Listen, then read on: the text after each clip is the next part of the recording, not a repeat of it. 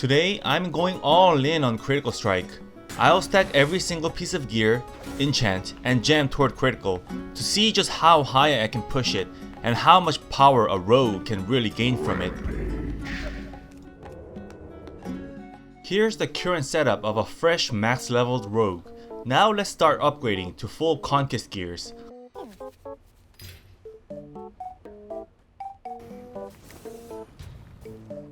After the first round of gear upgrades, here's where I stand. For the tier set, I picked the helm and shoulders, both with critical strike on them. Every other piece, including the weapon, is focused purely on critical whenever possible. But since I'm still short on conquest points, a few slots are stuck with mastery gear for now. In PvP, that puts my overall critical strike chance at around 31%. But I'm not done yet. With the Master Assassin talent, my stat window doesn't actually show it, but right after leaving stealth, I gain an extra 20% critical strike chance for 12 seconds. And thanks to deadly precision, attacks that generate combo points like ambush or mutilate get another 5% crit chance, bringing the total up to roughly 56% critical chance. Now you might ask, why stack critical instead of mastery?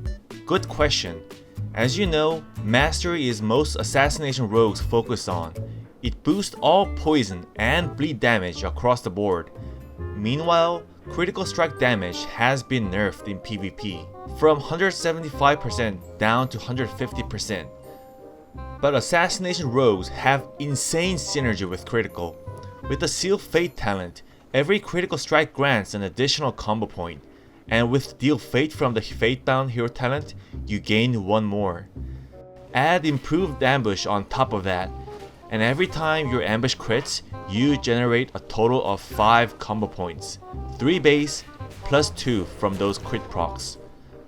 It turns your entire rotation into a non-stop burst machine.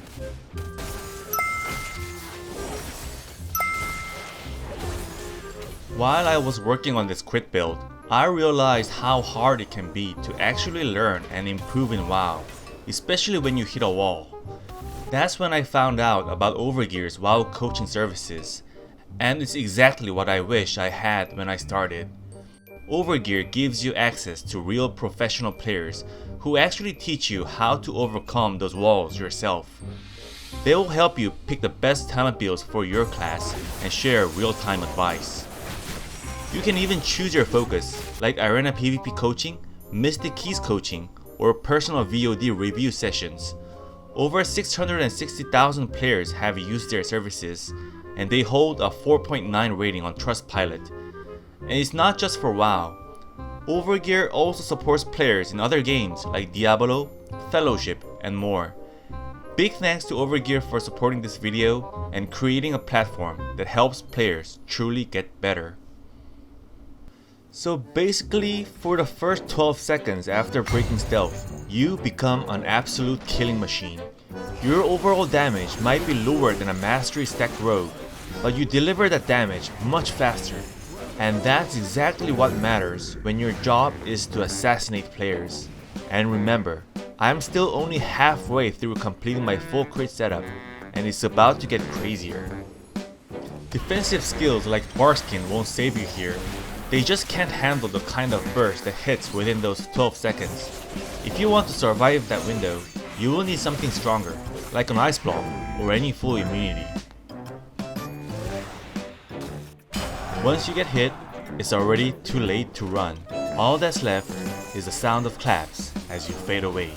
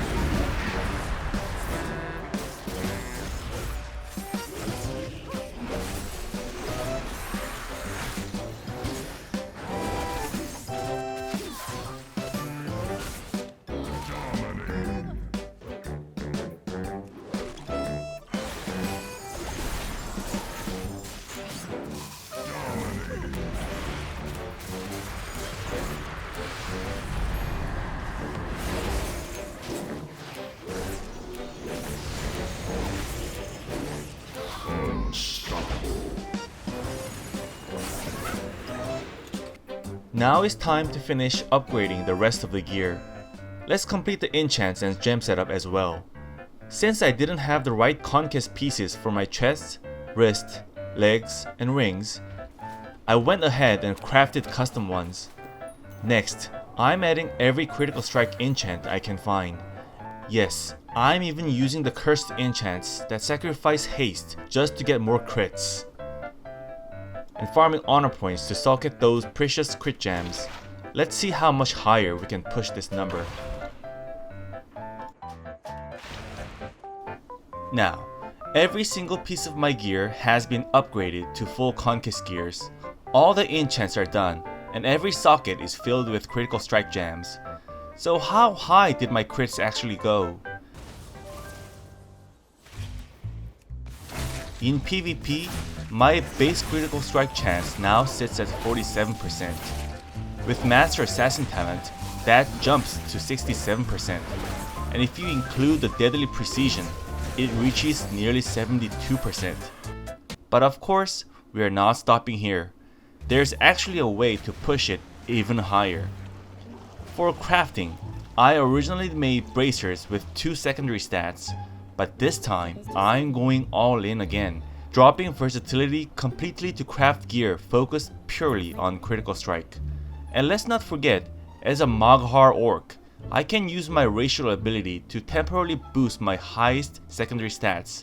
In this build, that means even more crit for a short but deadly burst window.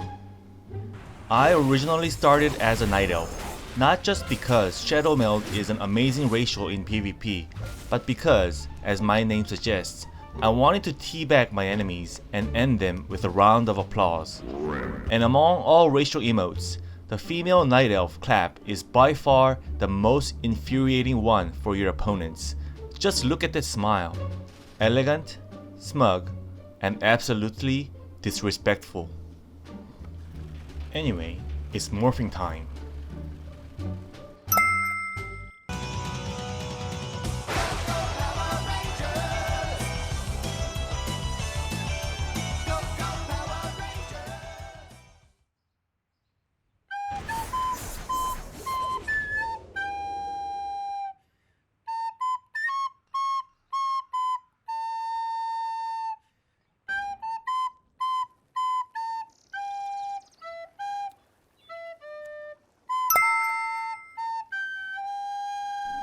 Anyway, it's morphing time.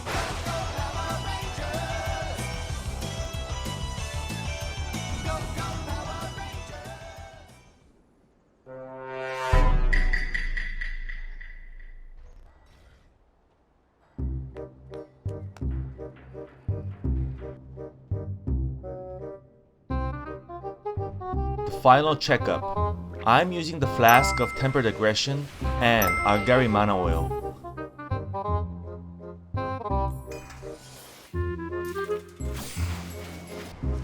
In PvP, my base critical strike chance is 52.3%. Now let's wait for the weapon enchant to trigger.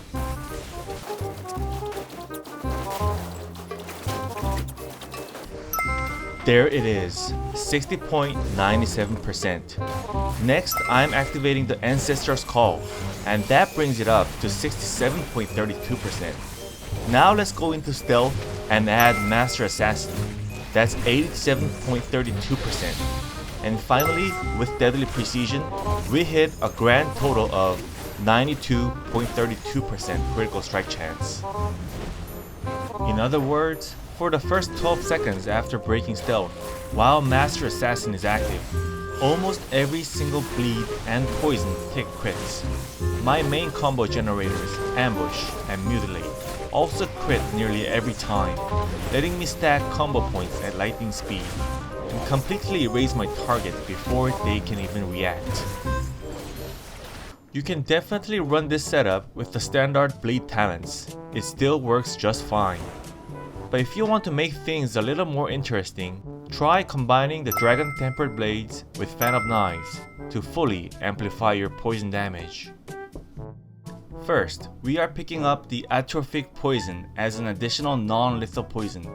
That means I will be coating my blades with Wound, Deadly, crippling, and atrophic poisons. And to push control even further, we are also taking the superior mixture to make that crippling effect even stronger. The Dragon Tempered Blades lets you coat your weapons with 4 different poisons at once, but it comes with a 30% reduced application chance. However, that drawback is completely negated through our critical strike setup and the Throne Precision talent. With that talent, my critical fan of knives will always apply my weapon poisons. Next, we are taking the Flying Daggers to enhance the fan of knives, and then switching into Death Stalker, picking up Momentum of Despair to boost it even further. So my base critical strike chance starts from 51.79%. With the Ancient proc, it becomes 60.51%. Then we activate the Ancestor's Call and it becomes 66.92%. Now we go into Stealth and trigger Master Assassin, adding another 20%. And with Momentum of Despair granting another 15%, and Throne Precision giving another 10%. So we reach an unbelievable 111.92% critical strike chance. During this magical window of time, Fan of Knives will always land as a critical strike, blanketing every enemy around me with a 66% slow and up to 48% healing reduction.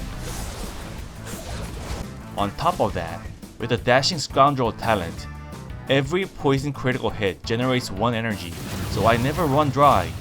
I can keep slicing until everything melts with poison. But I noticed something strange. When I applied 4 poisons, Wound, Deadly, Crippling, and Atrophic, and used Fan of Knives, I realized that Wound Poison wasn't stacking at all. It was actually resetting every time I threw my blades. That caught me off guard, because stacking Wound Poison is crucial if you want to maintain that strong healing reduction debuff. Seeing it reset every time was frustrating. At first, I thought it was a bug with Dragon Tempered Blades, so I turned it off and tried again. This time, applying just Wound Poison and 1 non-lethal poison. And when I did that, Wound Poison started stacking normally again.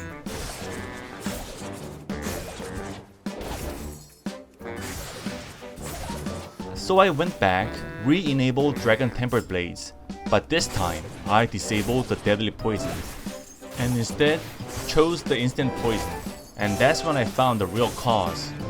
It was Deadly Poison all along. Deadly Poison's effect, the subsequent poison applications will instantly deal nature damage, seems to reset all other poison stacks every time it triggers.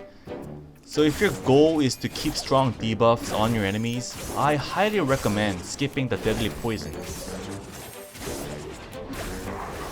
You are now the master of poisons, the silent alchemist of the battlefield. You move unseen, coating your blades in venom, letting it sip into your enemies until their strength slowly withers from within. You strike when the moment is perfect, tearing into their weakest spot in precision and cruelty, and vanish without a trace. Or you can take the more traditional rogue path, the way of bleed damage. Let your enemy's life drain away second by second, their strengths fading with every cut you leave behind. With the critical build, those bleeds will melt your targets even faster, turning every wound into a death sentence. The choice is yours. So let me know in the comments what kind of build or setup you prefer. I hope you have enjoyed the video, and I'd love to see more rogues out there dedicated to annoying their enemies in every battleground.